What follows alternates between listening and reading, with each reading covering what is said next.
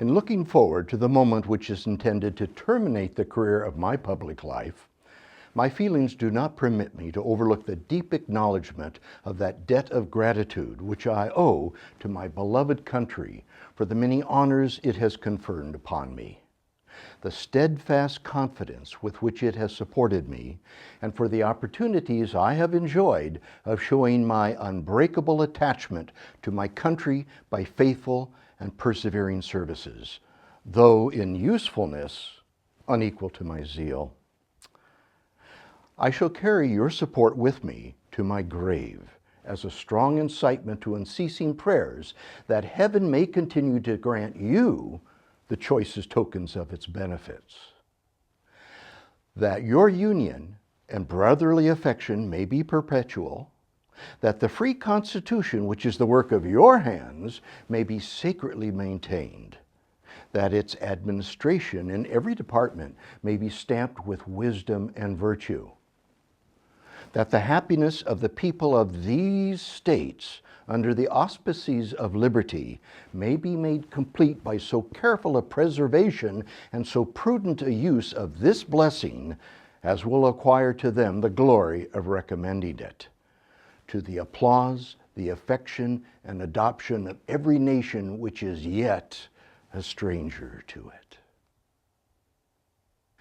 Here, perhaps, I ought to stop, but a concern for your welfare, which cannot end but with my life, and the apprehension of danger natural to that concern, urge me on an occasion like the present to offer to your solemn contemplation and to recommend to your frequent review some sentiments, which are the result of much reflection and no inconsiderable observation, and which appear to me all important to the permanency of your happiness and contentment as a people.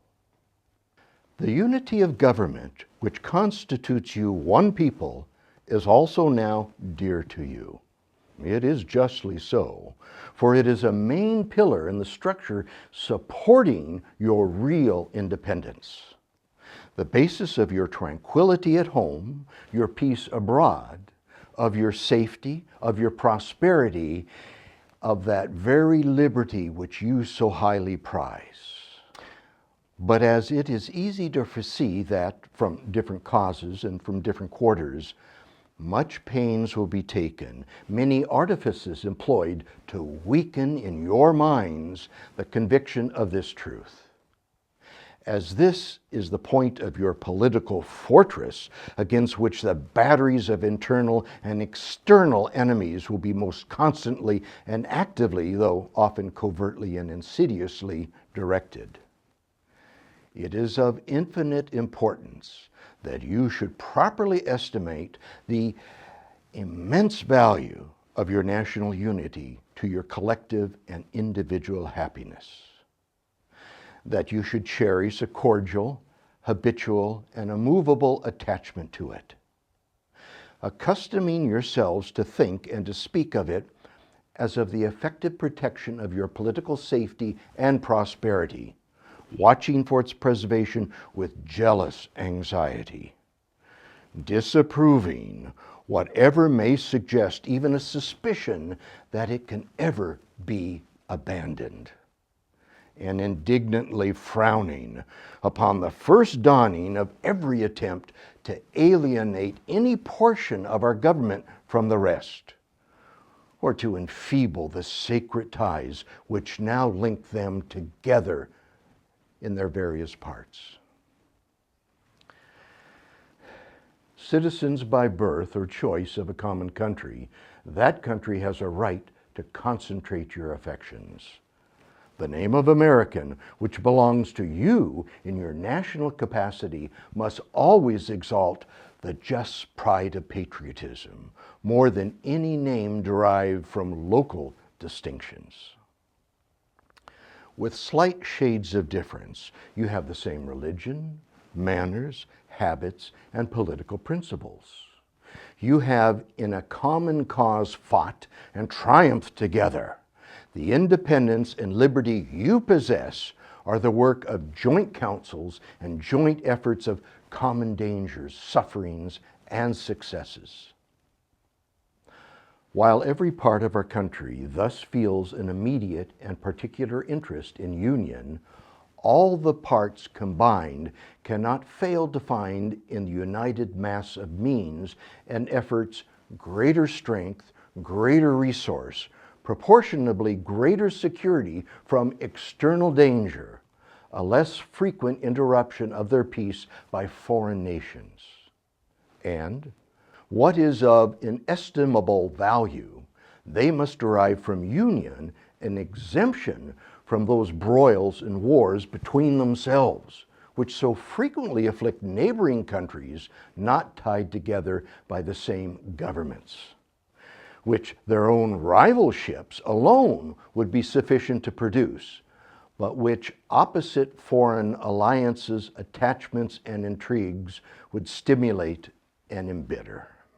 Likewise, they will avoid the necessity of those overgrown military establishments which, under any form of government, are unfavorable to liberty, and which are to be regarded as particularly hostile to republican liberty. In this sense, it is that your unity ought to be considered as a main prop of your liberty, and that the love of liberty ought to endear to you the preservation of unity. These considerations speak a convincing language to every reflecting and virtuous mind, and exhibit the continuance of the union as a primary object of patriotic desire, which such powerful and obvious motives to union, affecting all parts of our country, while experience shall not have demonstrated its impracticability, there will always be reason to distrust the patriotism of those who in any quarter may endeavor to weaken its bands. In contemplating the causes which may disturb our union, it occurs as matter of serious concern that any ground should have been furnished for characterizing parties by geographical discriminations. Northern and Southern, Atlantic and Western, whence designing men may endeavor to excite a belief that there is a real difference of local interests and views. One of the expedients of party to acquire influence within particular districts is to misrepresent the opinions and aims of other districts. They tend to divide from each other those who ought to be bound together by fraternal affection. To the effectiveness and permanency of your union, a government for the whole is indispensable. This government, the offspring of your own choice, uninfluenced and unawed, adopted upon full investigation and mature deliberation, completely free in its principles, in the distribution of its powers, uniting security with energy, and containing within itself a provision for its own amendment, has a just claim on your confidence and your support. Respect for its authority, compliance with its laws, acquiescence in its measures are duties enjoined by the fundamental maxim of true liberty. The basis of our political system is the right of the people to make and to alter their constitutions of government.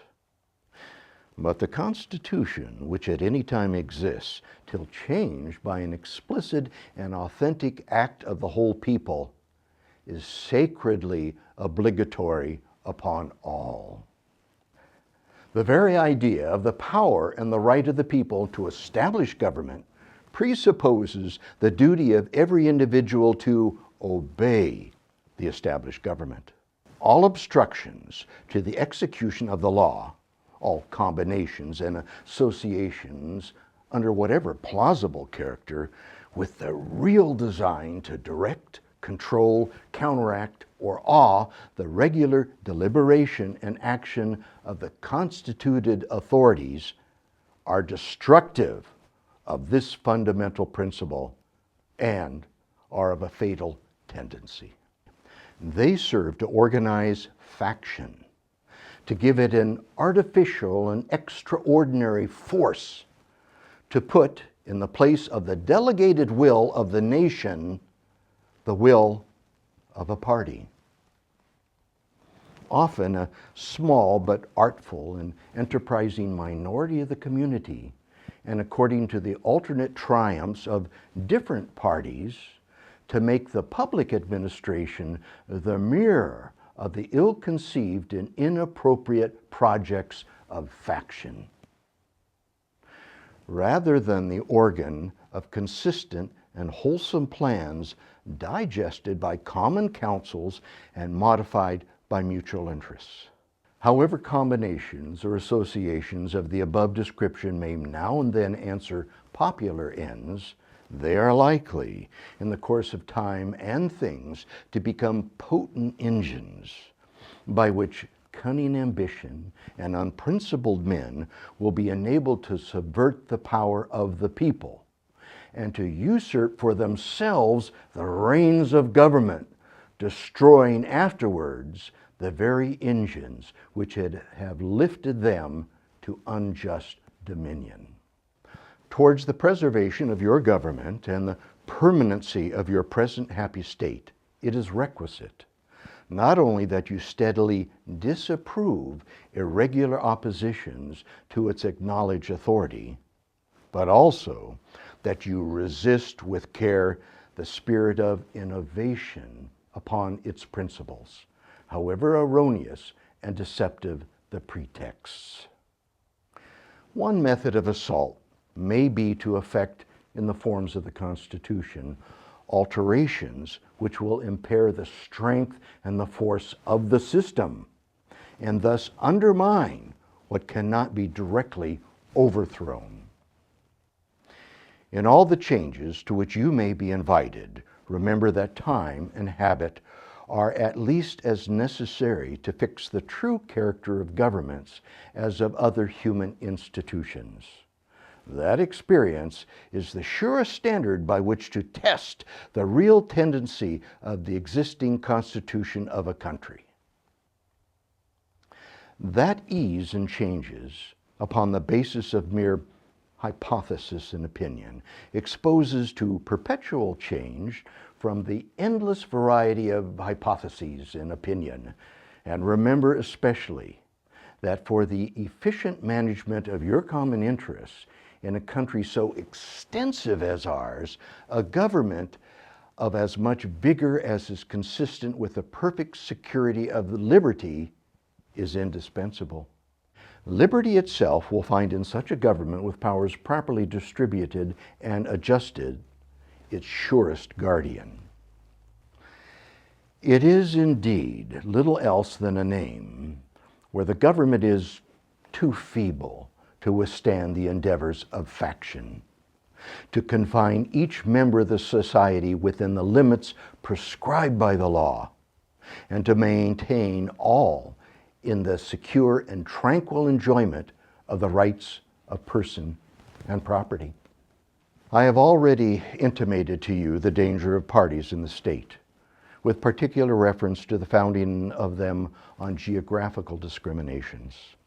Let me now take a more comprehensive view and warn you in the most solemn manner against the destructive effects of the spirit of party generally.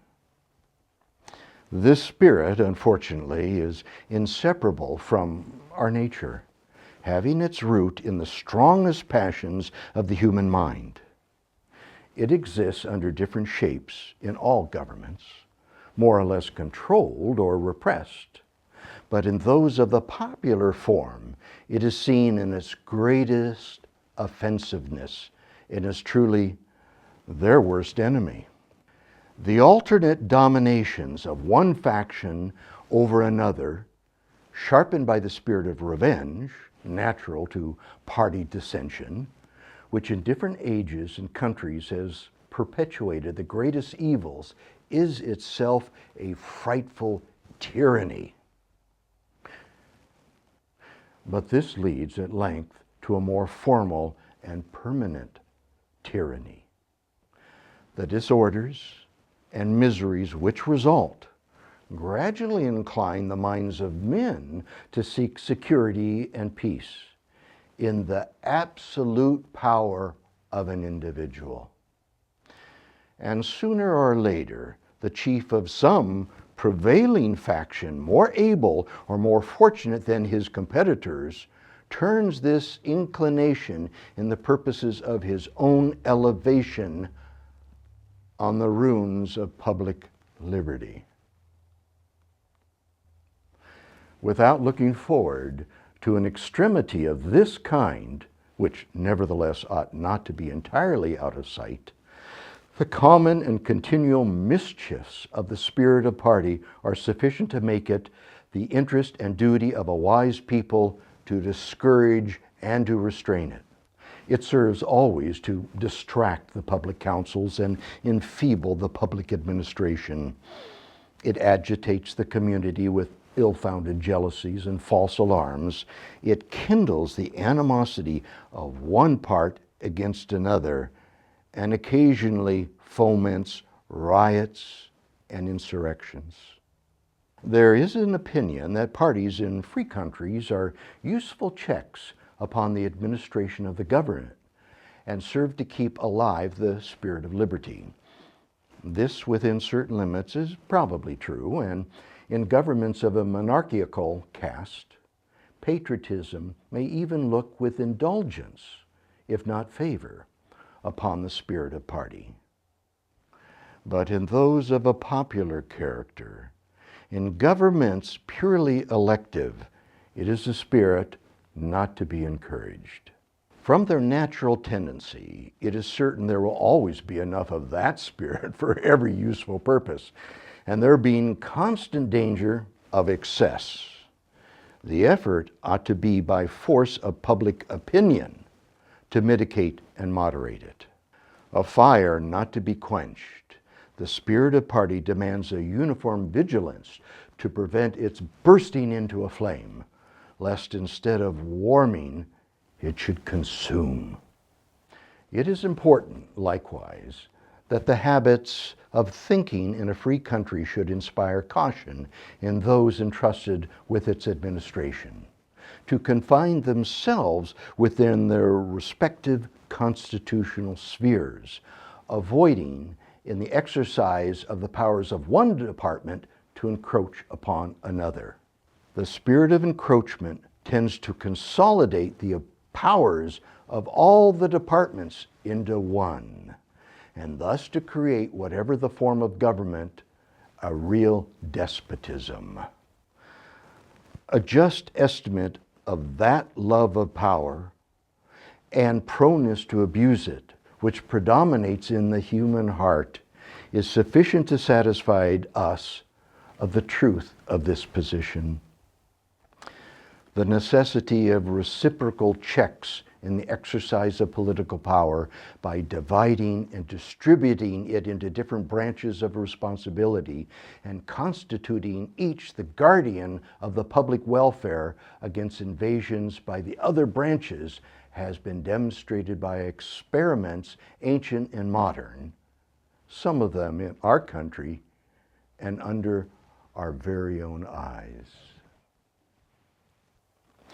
To preserve them must be as necessary as to institute them, if, in the opinion of the people, the distribution or modification of the constitutional powers be in any particular wrong, let it be corrected by an amendment in the way which the Constitution designates. But let there be no change by wrongful seizing of authority. For though this, in one instance, may be the instrument of good, it is the customary weapon by which free governments are destroyed. The precedent must always greatly overbalance in permanent evil any partial or transient benefit, which the use can at any time yield.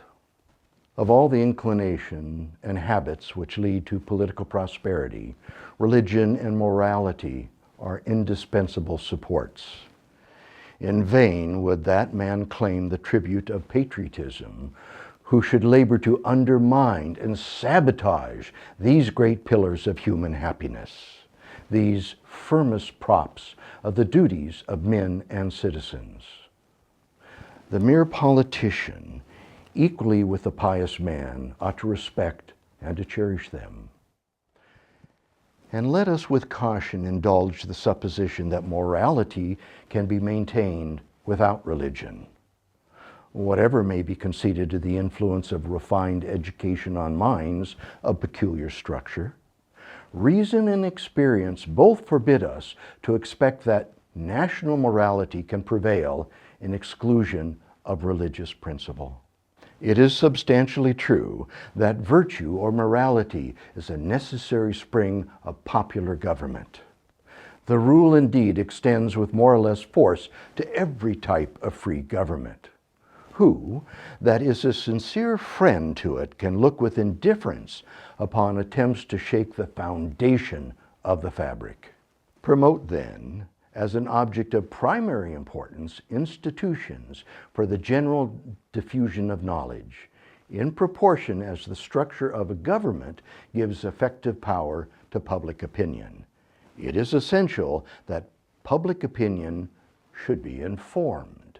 As a very important source of strength and security, cherish public credit. One method of preserving it is to use it as sparingly as possible, avoiding occasions of expense by cultivating peace. But remember also that timely disbursements to prepare for danger frequently prevent much greater disbursements to repel it.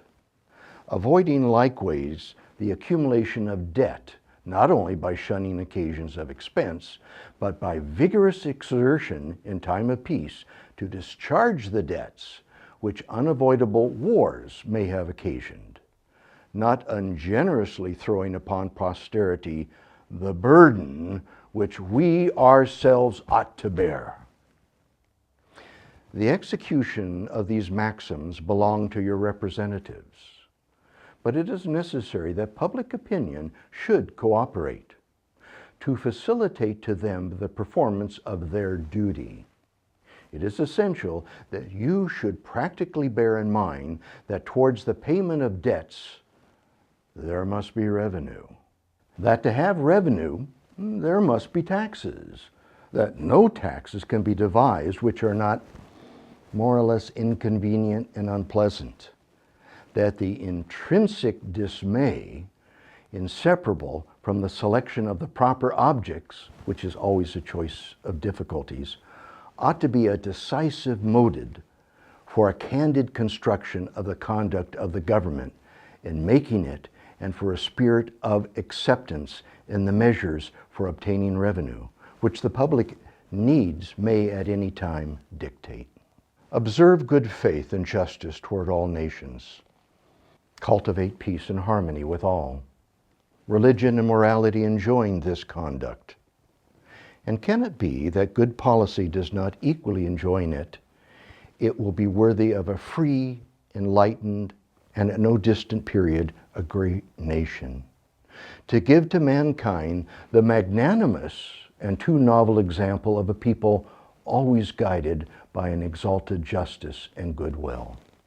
In the execution of such a plan, nothing is more essential than that permanent, persisting hostility against particular nations and passionate attachment for others should be excluded, and that, in place of them, just and amicable feelings toward all should be cultivated.